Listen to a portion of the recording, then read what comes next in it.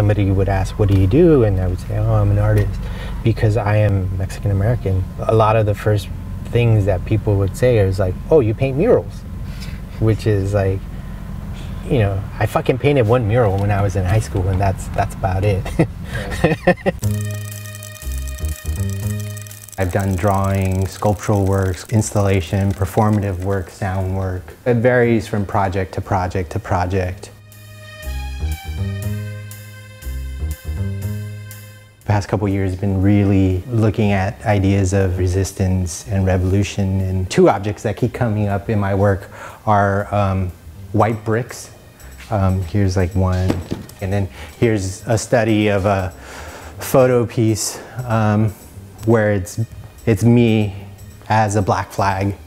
I think these two examples are actually a really good entry point to what I do, because if you look at them formally, there are two objects, black and white. They're binary. And what I'm interested in is beginning a conversation from a very yes, no, black, white, binary position, and then expanding that and exploding that and exploring that, and looking at how that way of thinking or that conversation breaks down, and how life and what we do is way more complicated than that.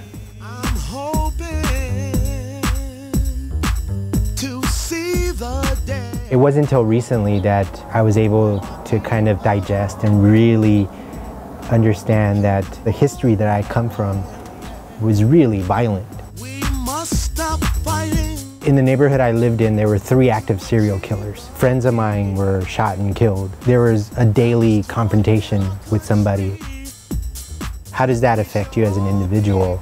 And then to be taken out of that context and then placed into, you know, a private institution, an art school, and then to be able to go after that to graduate school, and then to do what I do now, it's really interesting and really complicated. We're in Jefferson Park, kind of mid-city neighborhood. We're just gonna drive east and south.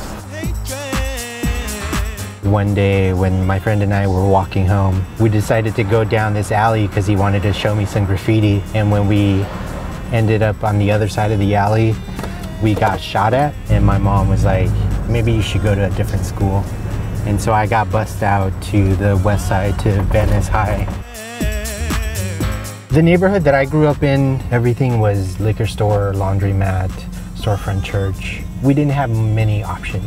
So the minute that I got on a bus and came further west and further north, there was like so much more to experience and to see, and I had access. Writers have written about LA as this kind of decentralized place that is constantly rewriting itself, that is constantly changing and morphing. And I think South Central does that, but in a really rapid pace. Like, this park was a really dangerous park. So like, to see that it's fully used right now, it's like amazing. It blows my mind that there's so many people out here. I love LA, as corny and as cheesy as it is, but it's a place that still surprises me. Yeah. See, like that. Where else can you experience that?